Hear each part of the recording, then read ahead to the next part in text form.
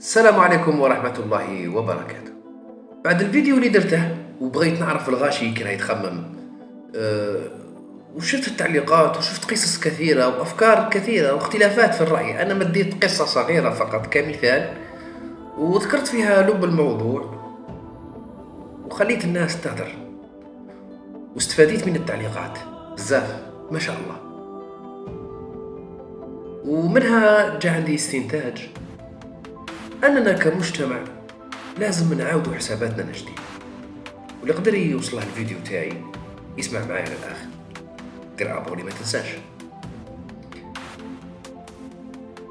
المجتمع تاعنا هذا اللي رانا عايشين فيه بمرور الزمن كأنه نسي بعض ما ذكر به.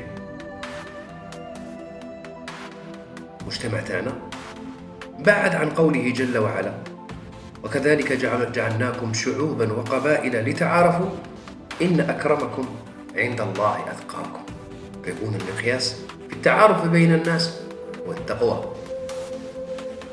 وربنا سبحانه وتعالى يقول: وهو الذي خلق لكم من أنفسكم أزواجا لتسكنوا إليها وجعل بينكم مودة ورحمة.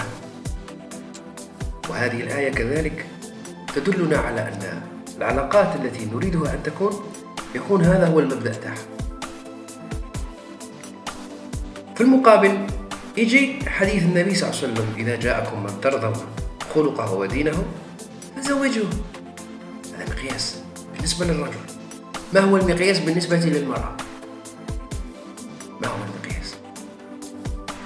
المقياس تنكح المرأة لأربع: لجمالها ولمالها ولجاهها ولدينها، فاظفر بذات الدين ثربت يدك. المقياس بالنسبة للمرأة يعني رقم واحد هو الدين، ومن بعد يجوا الآخرين. يعني نبدأ كاين رقم واحد، كاين رقم اثنين، رقم ثلاثة، رقم دائما كاين كاتيجوري، كاين حاجة اسمها 1، حاجة اسمها 2، حاجة اسمها 3. حنا الترتيبات عندنا تبدلت، طلع المال الفوق، طلعت لابوتي الفوق، الدين ولا هو التالي. حتى بالنسبة للرجل: إذا جاءكم من ترضون سيارته وماله ومنصبه فزوجوه. تبدلت الآية، مقاييس تبدلت بزاف. وعلى ديك كنت قاري شوية كتوبة، أني جبتهم لكم هاهم. أنا عندي 4 كتوبة إن شاء الله يا رب العالمين. كل مرة نديرو كتاب، كاين كتاب واحد آخر هاهو تاني: ألف باء الحياة الزوجية. إن شاء الله يا رب العالمين نستفادوا مع بعض.